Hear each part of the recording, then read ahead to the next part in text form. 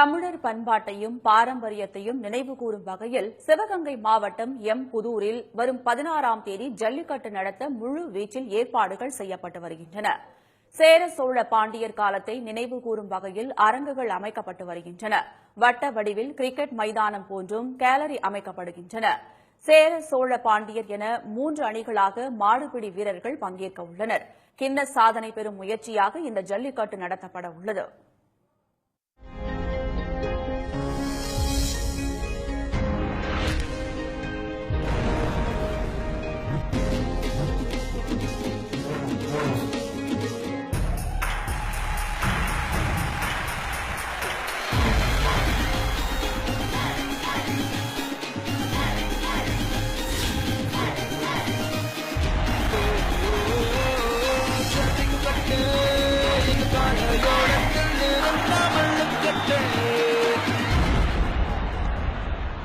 ஆயிரக்கணக்கான மாடுகள் ஜல்லிக்கட்டு போட்டியில் பங்கேற்க உள்ளன.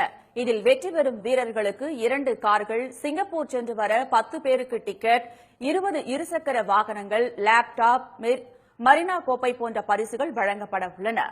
சிறப்பான முறையிலே இந்த ஏற்பாடுகளை செய்து மிக மகிழ்ச்சியோடு கிராமத்திலும் விழா கமிட்டியினர் மகிழ்ச்சியோடு இருந்து வருகிறோம். 2010 நாங்கள் லேப்டாப் முதல் ஆட்டுக்குட்டி வரை தமிழகத்தில் வேறு எங்கும் கொடுக்காத பரிசுகளை நாங்கள் கொடுத்து நாங்கள் மிகச்சிறந்த இடத்தை பெற்றிருந்தோம். அதே போல இன்றைக்கு 2017 14/4/2017 அன்றும் பரிசுகளை உலகத்தில் எங்கும் கொடுக்காத நிலையில் உள்ள பரிசுகள் நாங்கள் குறுக்கே காத்திருக்கிறோம்.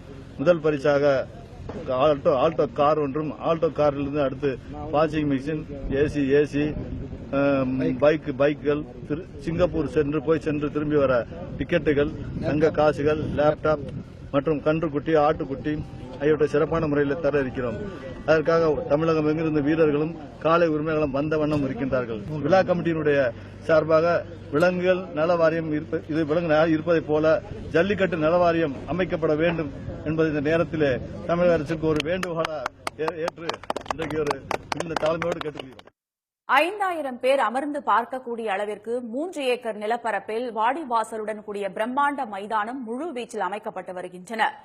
புதூர் விழா கமிட்டியும் தமிழர் வீர விளையாட்டு பாதுகாப்பு நல சங்கத்தினரும் ஜல்லிக்கட்டுக்கான ஏற்பாடுகளை செய்து வருகின்றனர்.